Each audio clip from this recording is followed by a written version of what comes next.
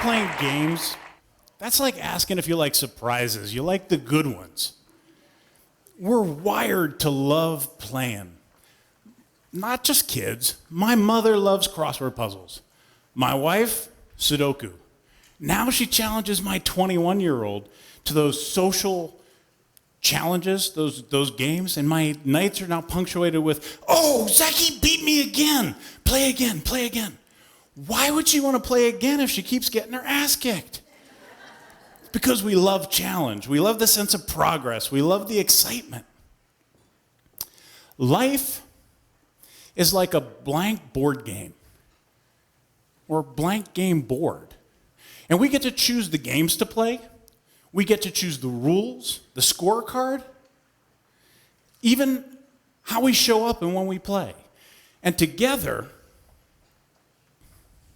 that determines whether we feel like we're winning or losing, growing or dying. I believe that how you do something is how you do everything. And so how you play games is really a lot about how you deal with life. Yes. So, since I was little, I love playing hard. My mother claims that my first sentence was, it's my way and you're in it. That's actually a picture of me. But I love playing big games.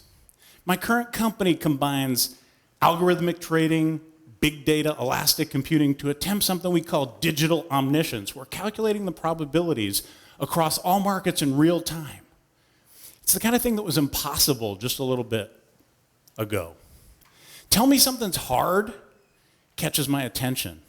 Tell me something's impossible, I feel almost compelled to do it. You too? This company was designed to eliminate the fear, the greed, the discretionary mistakes that discretionary traders bring.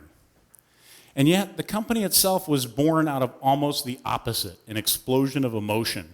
And that's what I want to talk about. In order to do that, we have to go back over a decade. And I ran a different company. It was a fast-growing Inc. 500 company, and we were raising money. And it turns out that my dad was on my board. Now, my dad was a larger-than-life figure. He was my best friend. He's somebody I really wanted to be proud of me. And I was so happy that he took time away from his business to spend a little bit of time with mine.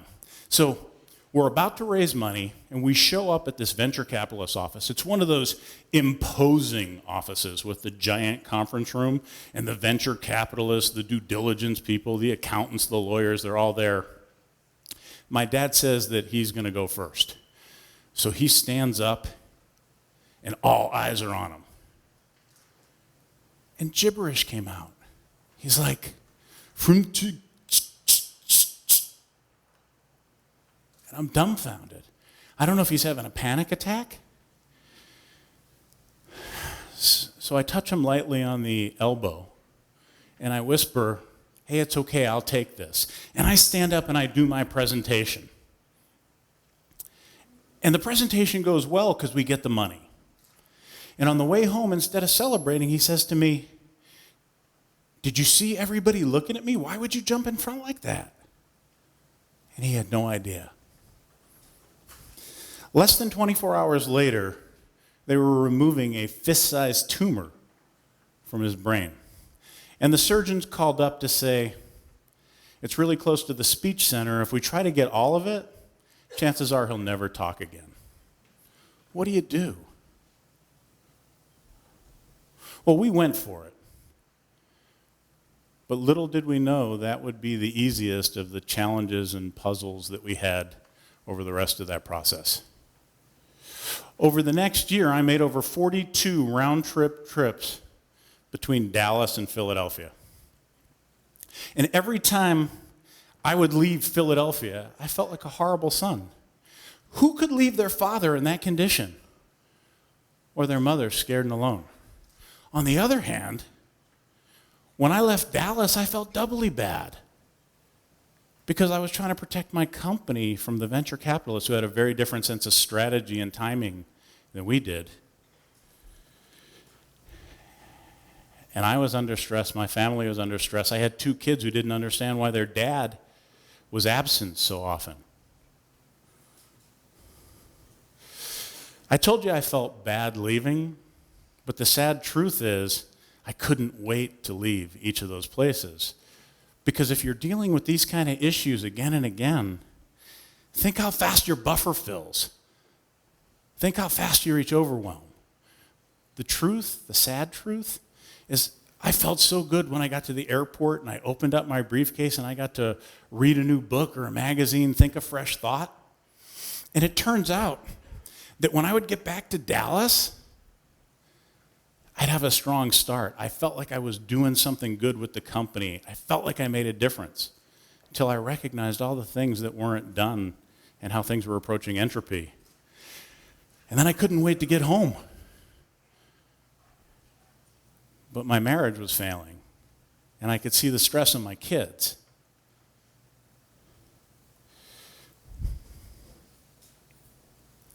I said that you get to choose the games you play, but I didn't choose these games, and it didn't feel like playing.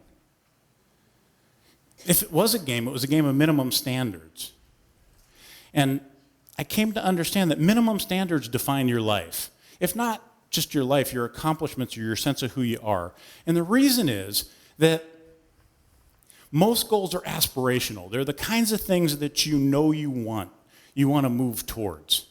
But some goals really define the absolute minimum. They're absolute yeses and absolute nos, and there's no leeway.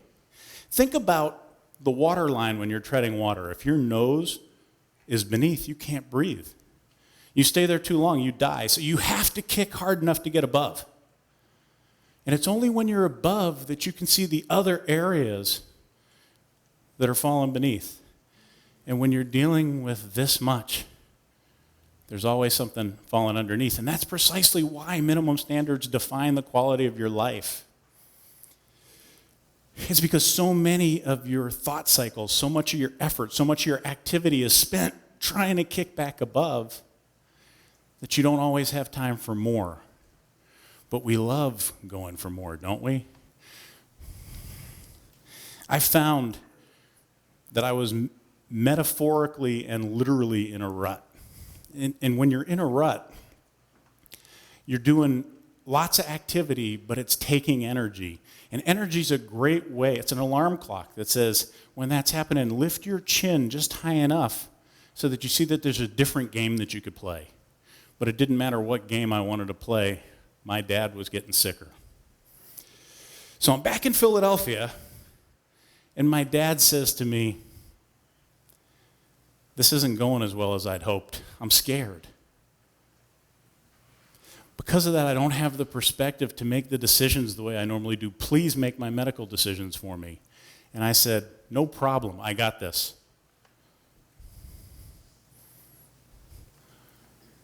But it was a huge problem because I didn't see a clear path forward. I didn't know what to do. I didn't feel like I was actually being helpful. I said, Dad, I'm stuck. And he says, well, I don't know what to do either, but do for me what I would do for you.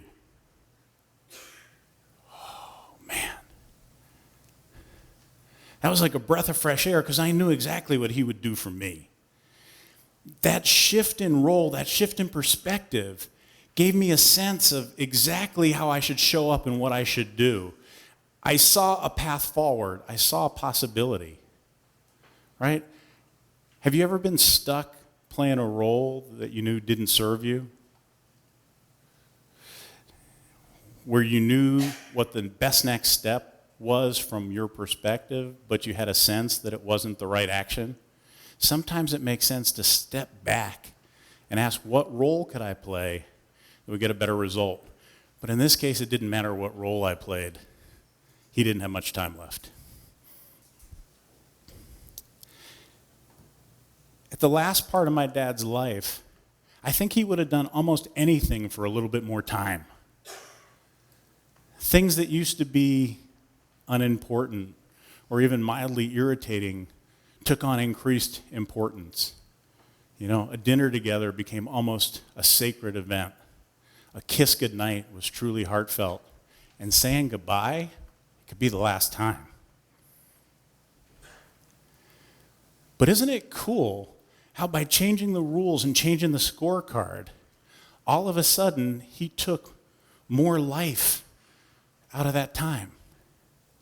Shouldn't we do the same thing? I mean, think about it. We're never going to be younger than we are right now. We're never going to have more time to fix a big mistake. Shouldn't the time value of our life right now be even more important? When I think back to that year, I spent so much time moving away from pain that I forgot to move towards opportunity. I feel like I wasted so much time. Now, my dad said the difference between good and great is infinitesimal. People who are good take advantage of opportunities, but people who are great create them. And I think what he meant is when they see the opportunity, they move towards it. They shoot through it. But I had so many excuses, right? I mean, it was so easy to say, well, I see that opportunity, but it's not the right time.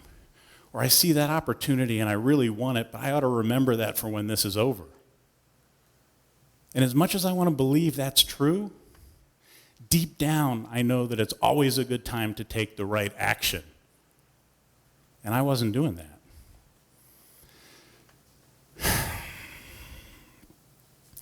Turns out this doesn't end well. In November of 1999, my dad dies. 2 months later, the VCs forced me to sell my company. And then 1 month later, I got divorced and moved out of the house with my family. Devastating, crushing. Sometimes I think, wow, I want a do-over. No. See, I learned something. I don't want to do that again. I want to do something different. I want to play a new game, right? Sometimes out of the darkest days come the greatest gifts.